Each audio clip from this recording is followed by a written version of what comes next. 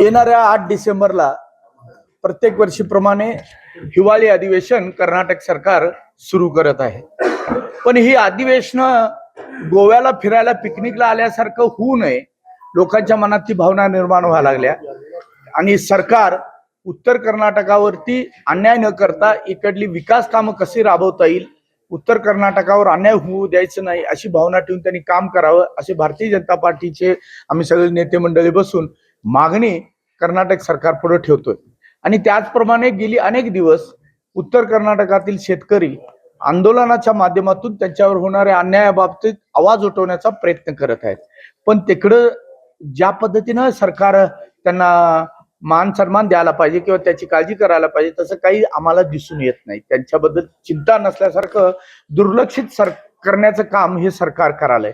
मुख्यमंत्री कोण होणार, कोळी नाटी रस्सा असले सगळे टीव्हीवर बघून आमच्या मनात प्रश्न निर्माण व्हायला लागलाय की हे चिकन कोळी नाटी असल्या गोष्टी करण्यासाठी मुख्यमंत्री आणि उपमुख्यमंत्री किंवा सरकार काम करायला लागले का, अशा प्रकारची भावना निर्माण व्हायला.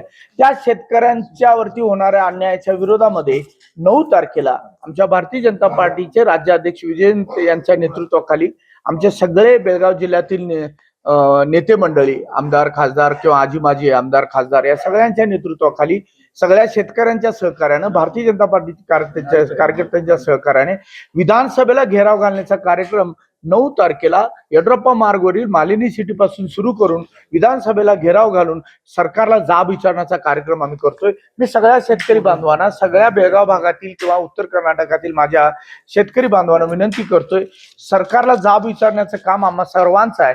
या कार्यक्रमाला यशस्वी करण्याकरता तुम्ही सगळ्यांनी भाग घ्यावं. 9 तारखेला सकाळी 10 वाजता येड्रप्पा मार्ग बेळगाव येथे सगळ्यांच्या सहकार्यानं विजेंद्र भारतीय जनता पार्टीचे राज्याध्यक्ष यांच्या नेतृत्वाखाली भारतीय जनता पार्टी सगळ्या नेत्यांच्या सहकार्यानं हा कार्यक्रम यशस्वी करण्यासाठी आम्ही प्रयत्न करतो. तुम्ही सगळ्यांनी यामध्ये सहभागी व्हावं असं मी सगळ्यांना हात जोडून विनंती करतो.